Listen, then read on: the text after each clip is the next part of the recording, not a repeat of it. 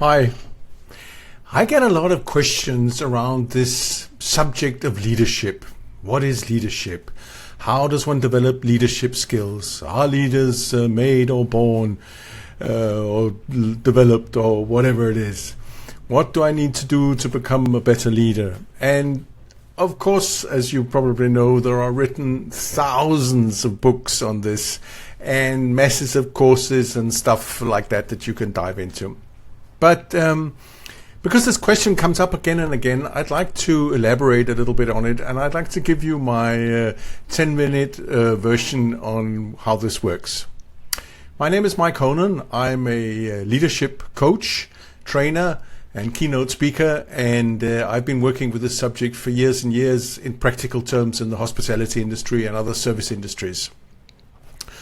So let's dive in and see if we can elaborate a little bit more on this subject of leadership. So if we take sort of the big helicopter view and start thinking a little bit about, so what is leadership actually? To understand what leadership is, we need to also look at the subject of followership. There is no leadership if there is no followership. The followers define the leader. And I love this old joke that a leader without followers is basically just a guy out for a walk, or a girl. And but there's a lot of sense to that. If you're not able to generate followership, you are not a leader. Period. So what does it take to generate followership? That's the essence of what this is all about, isn't it? And I could boil that down to just 10 seconds and say the essence of generating followership is the ability to build trust. If you're not able to build trust with the people around you, you don't have a chance. There is no followership. There may be lip service to what you do, but there's not engagement and genuine followership. It just doesn't happen. People need to trust you in order to follow you.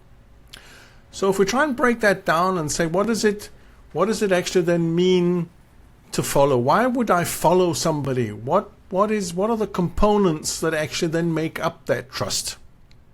Well, there are a few simple things to take into consideration there.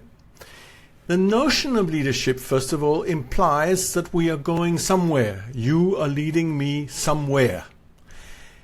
So where are we going? Can you explain to me the direction that we are going to take and why we need to go there? Because if you can't tell me where we're going and why we need to go there, why on earth would I choose to follow you? I mean, it's basically that simple. And so we can have the big grandiose visions, missions, or whatever you want to call it. We can do the Kennedy one. We need to go to the moon, put a man on the moon. Or we can take a very simple leadership role. What are we going to plan for our family vacation? Would you like to join me on the family vacation? Where are we going and why? And there are all the different aspects. So it can be, where's this team want to go? Where does this company want to go?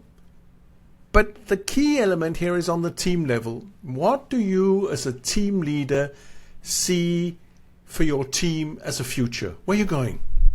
Do you want to be the best customer service team in the organization? Do you want to be known as the team that was innovative and brought new solutions to your customers? What is it that you're trying to do?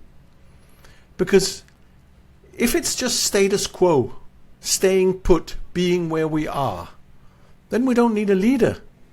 We just need a custodian. Somebody who look after that nobody steals the furniture and that sort of stuff. But there's no need for leadership, is there? So that's the first point. Now that we've established that we're going somewhere exciting, then the next thought that comes to me as your team member is, am I going to be safe? Is it safe for me to follow you? And that safety comes on sort of two basic levels.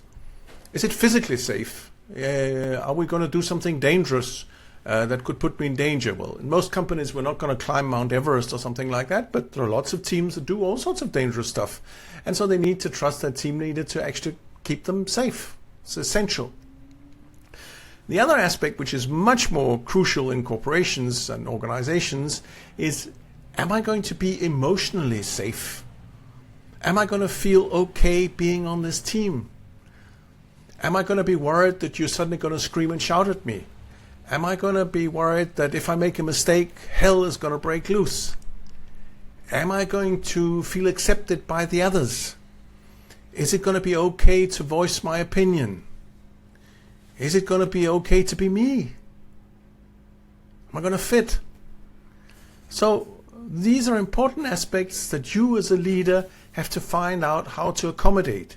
How do you make everybody feel safe physically and emotionally? And it's your responsibility. It's basically the trade-off. It's an old trade-off from when we were sort of running around on the plains. Why do we accept that somebody has a leader position and all the perks? Well, the trade-off is that you can be my leader if you protect me. That's the basic way it works, right down to family level, if you like. The third aspect is, if I'm going on this trip with you as my leader, will you see me? Or will I just be some thing that is there that does certain things that you don't really pay attention to in that sense? When I talk to you, are you going to be sort of on your iPhone half the time trying to do something else? Yeah, what did you say? Yeah, no, we'll fix that, yeah. Or are you truly going to see me when we communicate with each other, when we interact with each other? Am I going to feel seen? It's quite important. Then, fourthly, will I learn and grow on this trip? Is it going to be possible for me to acquire more knowledge? Am I going to develop myself? Is it going to be interesting from that aspect? Or is it just going to be the team leader's sort of big trip, see how brilliant a team leader I am? Or is there actually also a place for me to learn and develop? And that also plays into the fifth element of this, is will I be able to contribute? Will it be recognized that I have a contribution to make, and will I be allowed to make that contribution? Will I be allowed to do what I'm best at? That is also really important. Or will I sort of be kept down? So if I'm going to be allowed to contribute, it means that you as the leader are going to have to take some chances. You're going to have to let me maybe out of my comfort zone, also if I'm going to learn and grow. And that means that I might make mistakes, I might screw up, I might make you as the team leader look stupid. And that's the risk that you're going to have to take. And when I do that, will you protect me, despite the fact that I screwed up? This is all part of this trust that you need to build up, and me being willing to follow you. So these are the key elements. Where are we going? Will I feel safe? Will you see me? Will I learn and grow? Will I be able to contribute? And so how do you as a leader develop these core traits or these core skills or attributes or whatever you want to call them in that sense? Well, you cannot learn to be a leader through a book in that sense, the same way that you can't learn to ride a bicycle by reading a book. You need to do something, and then you need to notice the feedback that you get. What happens when I do it? And when you get the feedback, when you see what's actually happening, what are the facial expressions? What is the body language? Are people taking chances? Are they contributing? Are they engaged? What is actually happening on my team? And do I need to turn any of these handles that I just mentioned for you, turn them up, turn them down to make it work? So I need to reflect on the feedback that I get by observing what's going on. So I have to be present. I have to be there and observe what's going on. And then I make a new plan and I try again and I do something else. And again, I look for the feedback, see what it is.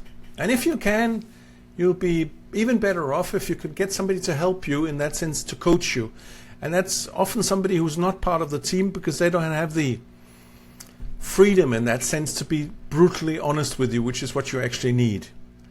So it's really helpful to have somebody to discuss this with and to maybe develop some of these reflections with. So I did this, and this is what happened, and this is what I'm thinking about it. What do you think when you hear me say that? What have I overlooked? What am I not seeing? What am I not hearing? Do you have any ideas for what I could try instead? Do you have any insightful questions to pose me? That's what one uses a coach for. So I hope this has inspired you a little bit to think about leadership. In one way, it's really, really difficult and complicated. And in another sense, it's really basic. And again, it's like juggling oranges. You see somebody juggle 5 oranges and you go, yeah, that looks pretty easy, until you get the 5 oranges in your hand. And then you realize it was not so easy.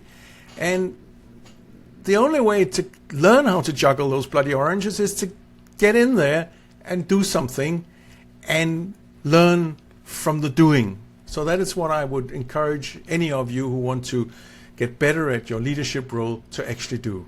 I hope this was a little helpful. I'd love to hear your comments, ideas, feedbacks, anything you have anything that this triggers in you would be really interesting for me to learn more about. So thank you for watching, and I'd love to see you visit my blog, or if you feel like contacting me, please do. You have all my contact details on my website, and I'd be thrilled to engage with you further. Thank you so much. Bye-bye for now.